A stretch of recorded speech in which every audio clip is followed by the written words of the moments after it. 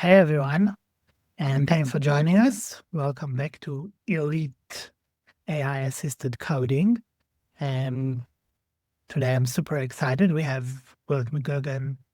Will has been really a bit ahead of his time with terminal UIs. Now everyone's going crazy for terminal UIs, but he's been there before us all, bringing terminal UIs to Python with rich and with textual. And he is now working on code, which I'm dying to find out more about in AI interface in the terminal. So yeah, well, first of all, thank you so much for joining us. Good to be here. I don't know, maybe before we launch into Toad, I'm just curious to hear what kind of got you into terminal UIs, because yeah, again, now they're like super big. I think at the time when you started working on rich and textual, they were like, some people had a taste for them, but it was... Yeah, well, they're blowing up now, but people have always used terminal apps going back decades. Even in the world of the web, people still use the terminal and use terminal apps. So they've always existed. But the AI, it's become like the perfect conversational tool with an AI to build stuff with. But I've been developing terminal apps for like 5+ years now. I started out building a library called Ridge, which just generates pretty content in the terminal. So it's kind of static. It just writes out tables and panels and syntax highlighting, etc. And that progressed into building full-on terminal text user interfaces, which are more kind of like dynamic. They're more like a web page or a desktop app that exists inside the terminal. And for a while, I was the CEO of a company called TUIs, and we were trying to build applications in the terminal, but there was not a huge demand for it from the venture capital scene. So that wound down about 6 months ago.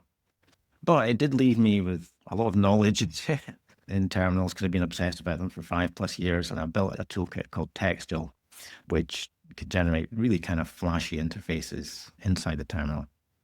And like everyone else probably here, I investigated Claude Code, Gemini CLI, and then all these terminal apps. And I was more interested in the terminal experience than I was the AI.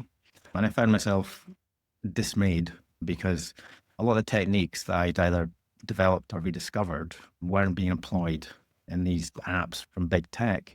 You don't get a very nice user experience. You get flicker, you can't interact with the content. The editor, where you put your prompt in, doesn't have many features. You can't select text and doesn't syntax highlight very well. And I figured I can do better with this toolkit and experience that I've developed over the last 5 years or so. So that's how Toad came about. All right, yeah, so I'm super Toad, and I could ask you a million questions, but probably it's best if you just show us, right? So yeah, sure. So everyone can see my screen. So this is Toad. Toad, by the way, started out as textual code. Textual is the toolkit. And at some point, I got squished and became Toad, changed spelling a bit. But what we basically have is a terminal here. This is iTerm, but it'll work in any terminal. We've got a prompt. You can see a little flashing cursor there. It's kind of like a merger of a regular shell plus an LLM chatbot. Ultimately, it'll be a front end onto any kind of AI service, including agentic coding, but it is completely separate from the back end that you're plugging into it. So think of it as a universal interface. If you type, so we can type a prompt and type hello, that just gets sent to the LLM.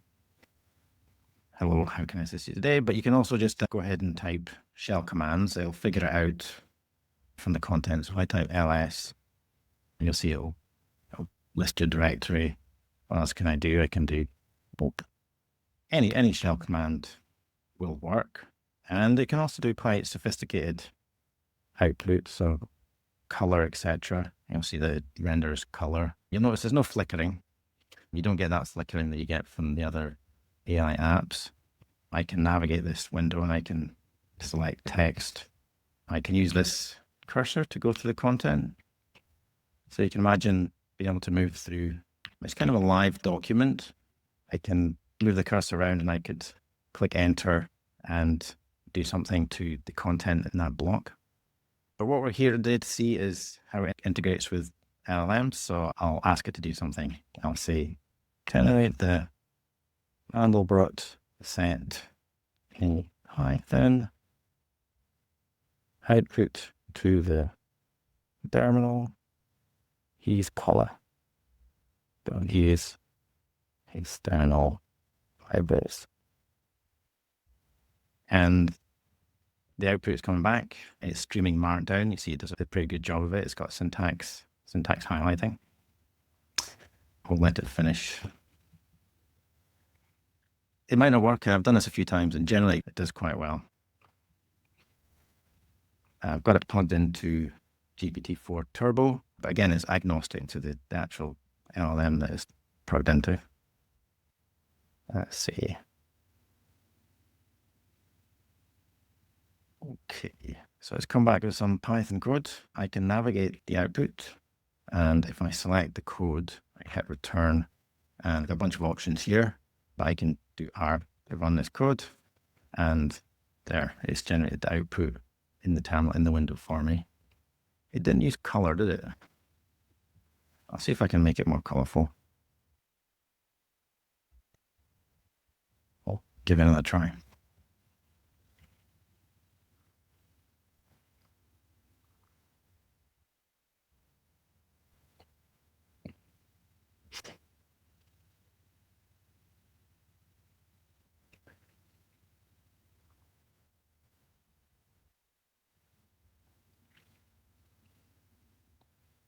I think it's added a few more colors, so hope it's prettier.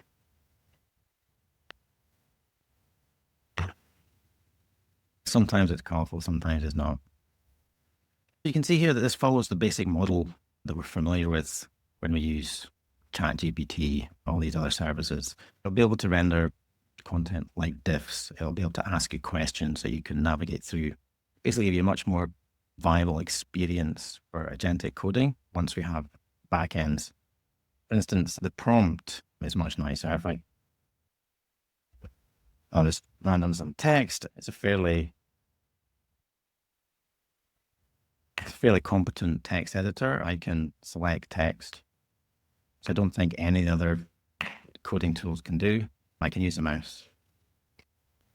And I can have multi-line prompts if I press Shift and Enter, blah, blah, blah. It'll let me do multi-line prompts. It's also quite smart in that if I enter 3 backticks, you'll notice this little icon there, change to 3 lines. That tells me it's in multi-line mode.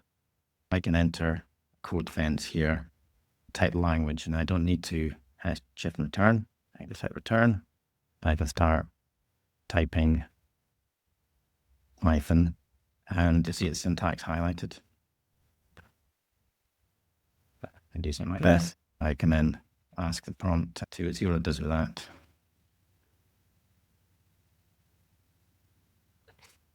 I guess. So yeah, we've got a pleasant flicker-free interface, which is just, it's an experience we deserve in the terminal. This new AI stuff has come out, and it's using very old technology to update the screen. The way that Claude works in Gemini CLI is you'll write a lot of content into your terminal, and when it updates anything, such as a single character, it'll delete all those lines, which might be several pages long, and then it'll write them out again. And that's why you get the flicker, because generally you'll get a frame in the middle of that, and you'll get this unpleasant flicker. Textual apps, which includes Toad, they run in what's called the alternate buffer, where you essentially get a screen full of characters that you can update individually without flicker. And that's why you get a much better experience in the terminal. Any questions? Are you there, Eleanor? Yeah, so I have like a million questions, but Good anyone luck. else? I'll show some other features of the prompt, Sure. unless we get any questions. So when you start out, it's asking you for prompt, a text prompt. I can type ! And that goes into shell mode. So I can type like ls, etc., and then it goes back to prompt. I can press slash for a slash command. I haven't implemented the slash commands there, but you can see the menu. I can navigate through them. I can hit right to insert it. I can do the @ symbol, and that brings up a fuzzy file searcher. And I can start typing in there, and it highlights the path that you just typed. The letters don't need to be in order. So I can type CO or CD for code, and that comes up.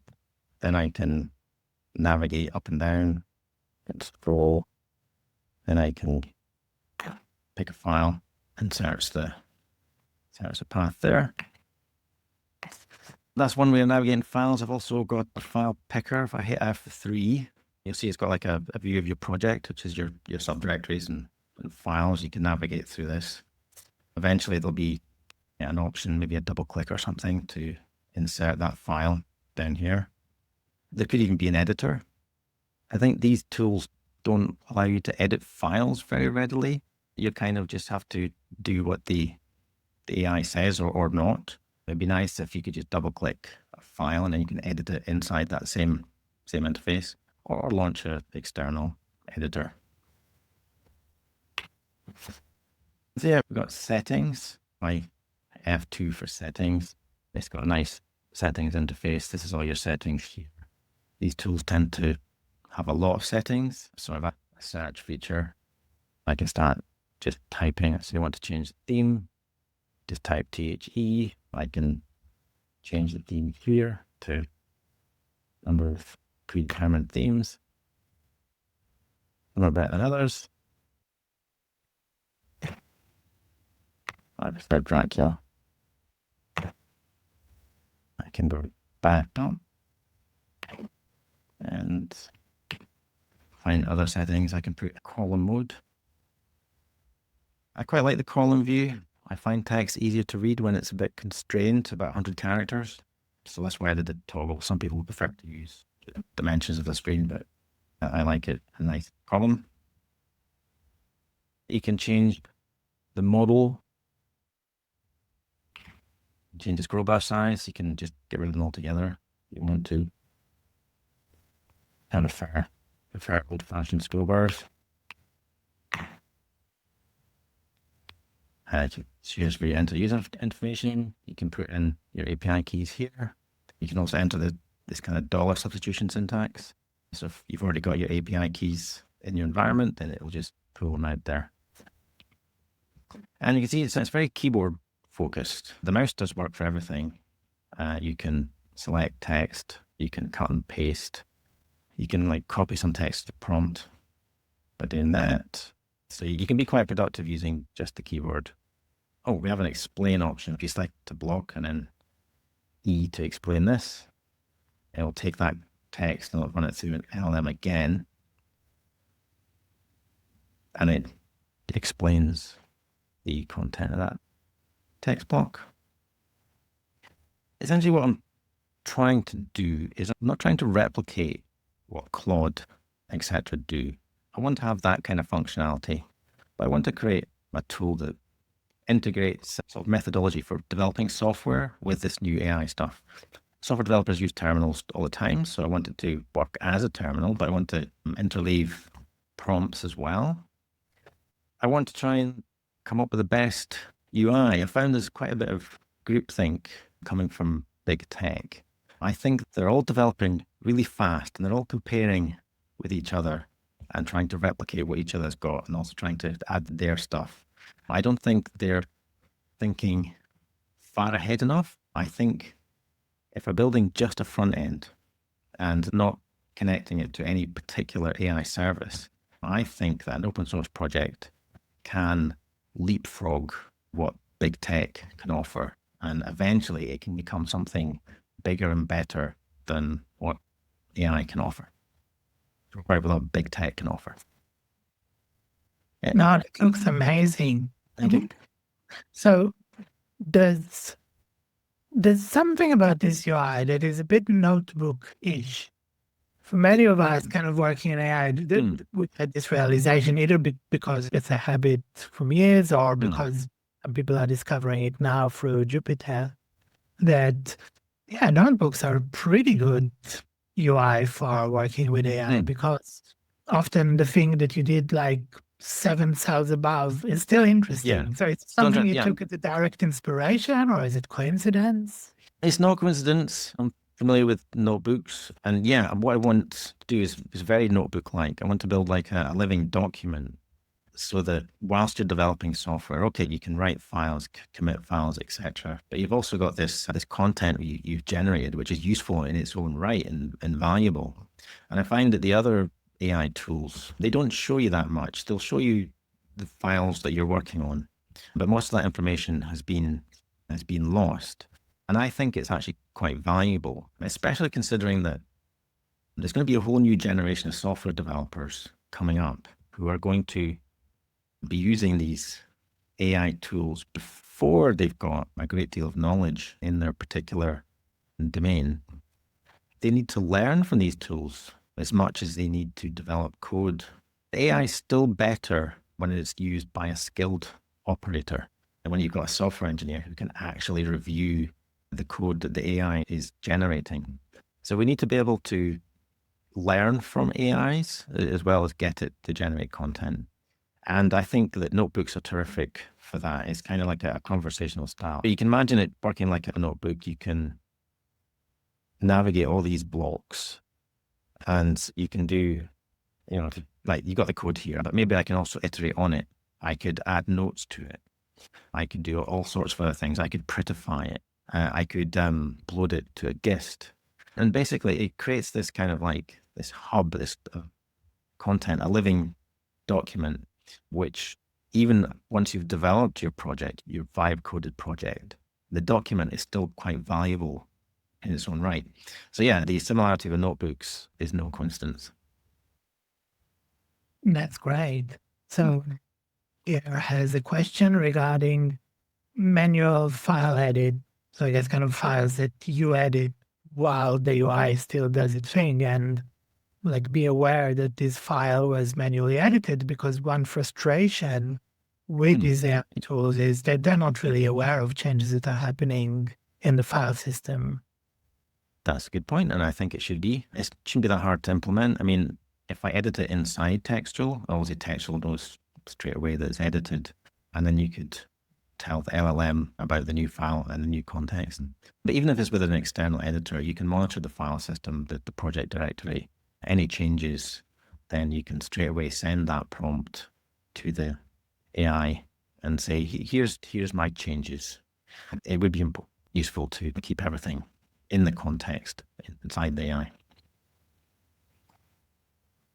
Yeah. Now I'm wondering a little bit about the AI part. So what is your plan here? Is it more like to be able to plug it to whatever agent that has some interface you can work with, or are you going to build something dedicated here?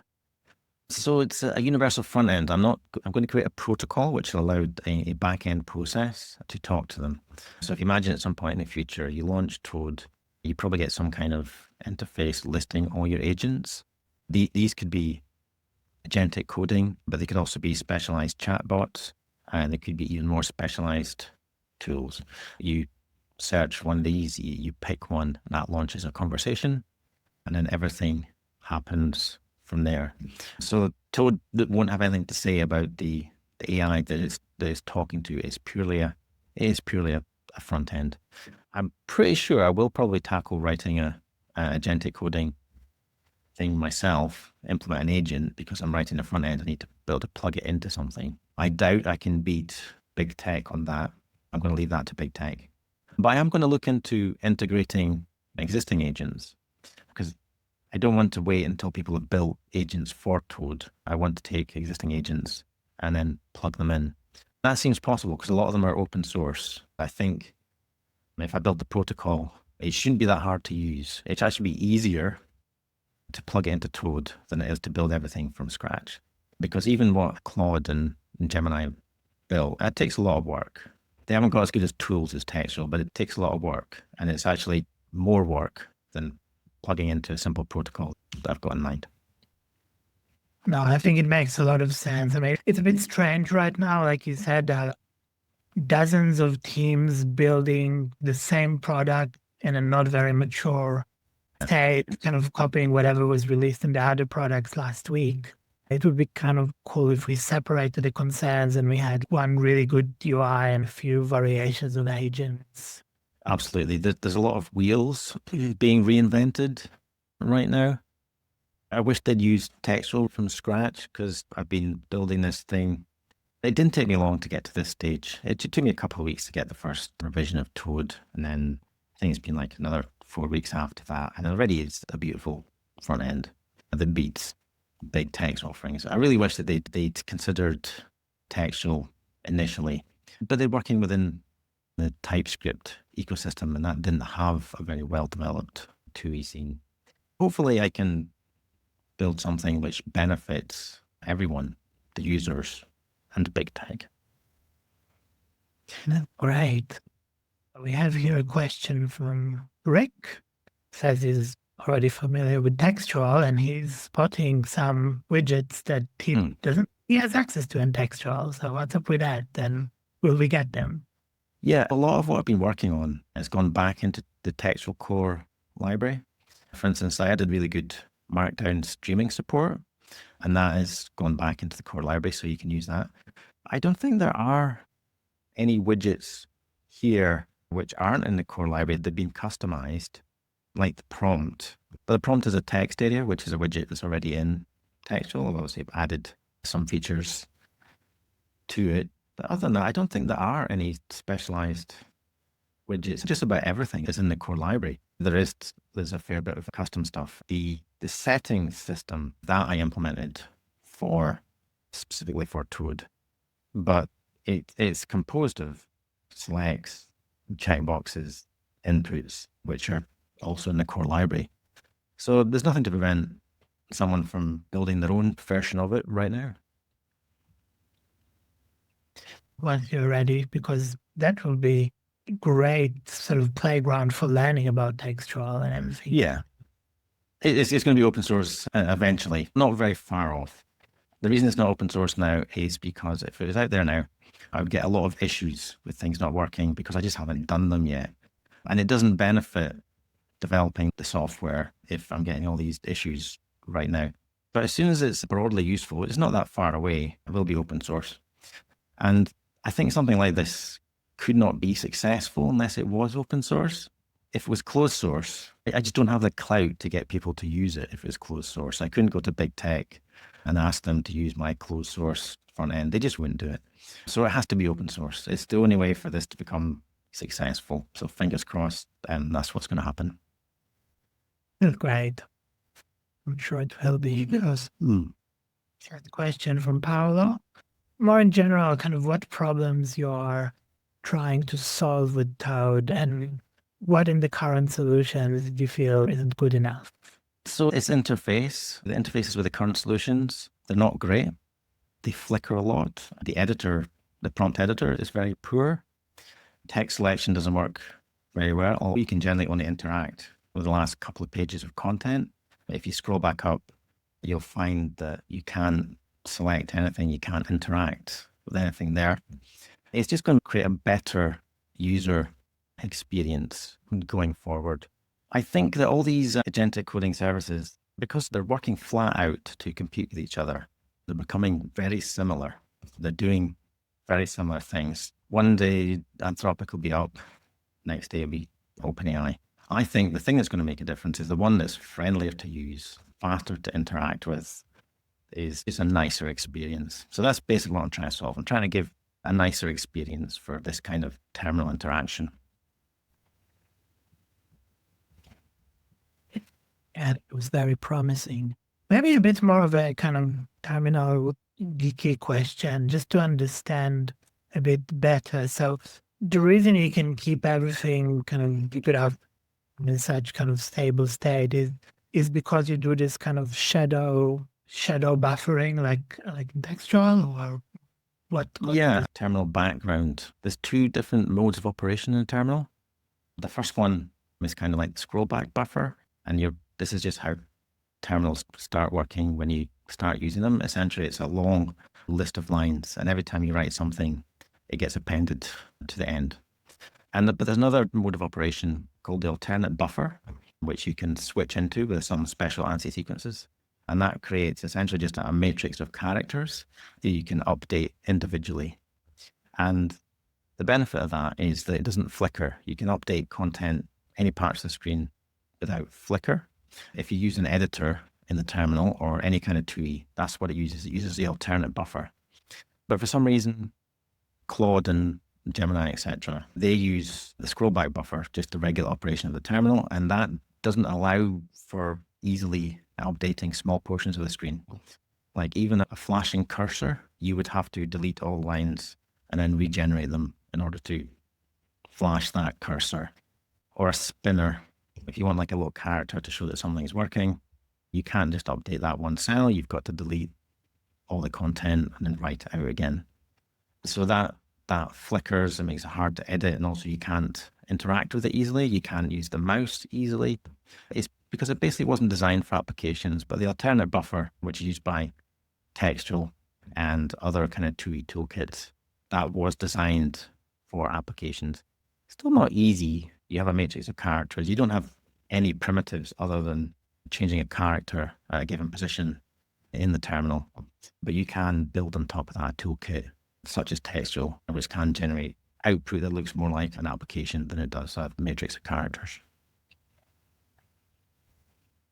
Cool. And this means that you need to kind of match the entire session, including what you get from any kind of command line apps that are being launched and are generating text. Yeah, it's entirely managed in software. And in the scrollback buffer, you're kind of relying on what the terminal does natively. But when you've got an application like this, everything has to be managed in memory. So when I scroll, it's got all the content here. This is being pulled from memory. Even selecting text, that's done in software. So the Python code runs when you select stuff. And it means, well, you can resize it for a start. If you probably noticed this, if you generate some output in the terminal and then you resize it to be smaller, the lines wrap and it becomes unreadable. But when you're working with an alternate buffer in a toolkit like this, that doesn't happen. So you can resize and it'll stay sensible. You can still interact with anything that's been written.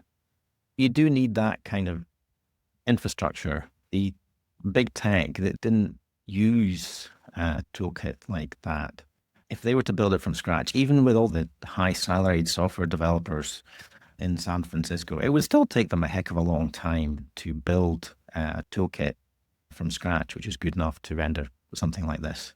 I've already done it. It's taken me 3 years, but I've already done it. Yes. And I can attest to it. So, to me, the experience I got just from Rich, but especially from Textual, is it made it possible for me, because for many years I looked at some of the terminal UIs, and it seemed to me like this dark art that other people can do, but I can use.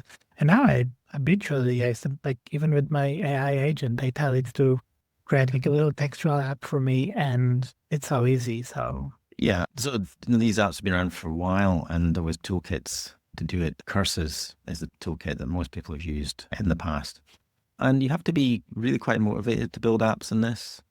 It's tricky to use. There's lots of arcane stuff, but I built Textual to be usable by software developers without much prior experience. It's this experience much like developing a desktop app or a web application. It's a more human-oriented API.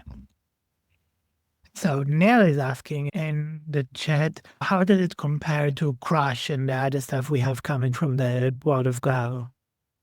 They use similar techniques. I think, was it Charm Bracelet? Yeah, they do amazing stuff as well. Their toolkit is pretty good. They've got a different approach with Crush, but that's the one I'm keeping an eye on. That and Open Code. I think Crush is better than Open Code, certainly visual-wise, but those two are doing much better than Claude or Gemini because they're building a TUI and they knew from the start what they were building and the technology they were going to use to build it. Slightly different approach with textual. Textual is a universal front end. I'm not trying to push my agentic coding solution on anyone. I'm purely building the front end. And the charm stuff, they're my main competition. I'm keeping a close eye on them. And is it because in Go especially there are good facilities for this, or they're just a clueful team who know what they're doing? I don't want to get into language wars. I've been developing in Python. I love Python. That's why I built it in Python. I don't think Go or Python is better for this kind of thing. But I just think that the charm guys just know what they're doing with terminals. And that's the main reason that they can generate nice looking apps.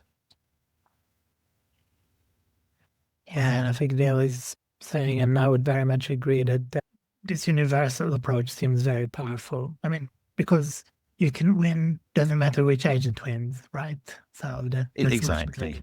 Yeah. Exactly. I can't or don't want to compete with big tech when it comes to that kind of thing. I'll probably try it. I think it's not too hard to build a coding agent. I think it's hard to build a good coding agent, but you can get something running quite quickly. Although I do think there's a possibility that I can build, not exactly a coding agent, but a very specialized AI tool.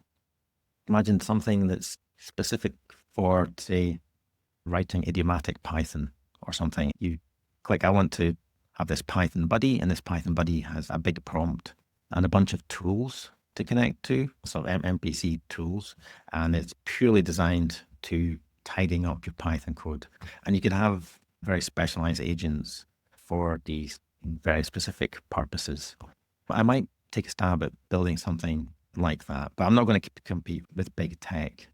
It is going to be a universal front end to plug it into anything you want, whether it's big tech's offering or even your own. I think there's room for building your own apps which run through Toad and give you the same kind of interface. Yeah, and I think it will be great if people who want to experiment with whatever, some new techniques, there's no time of like code-based indexing, agentic, RAG, all kinds of techniques. They shouldn't have to worry about the UI. They should just focus on... If you have to build the UI from scratch for everything, then you would never build anything. That's why, when you build a web application, you don't have to build a web browser. And I feel that the big tech at the moment, they're building the web application and the browser at the same time. All right. Do we have any more questions? If not, maybe we'll to kind of just to ask you, one thing is, how should people follow you and the progress of Toad? And also, how can people support your effort? I think we all want this to succeed very much. Thank you. I tweet a lot. I post screenshots and videos, and I'm more than happy for feedback. If I do that a lot actually, because I'm trying to come up with the best UI for everyone. So if it's just me making decisions, then I'm probably not going to build the best compromise. So yeah, I'm looking for feedback. And then when the open source side of things is ready, obviously I'll post that on Twitter, and I will invite people to join and start contributing. I am looking for sponsorship on GitHub. To be honest, I prefer if big tech sponsored me for two reasons. Firstly, they've got bigger checkbooks. And also secondly, I think if people do start using Toad, there's going to be a lot of tokens going through Toad, and big tech is already going to make money from that. So I'd love it if big tech decided to sponsor me. But if you want to sponsor me, say thanks for my open source stuff, then that'd be great too.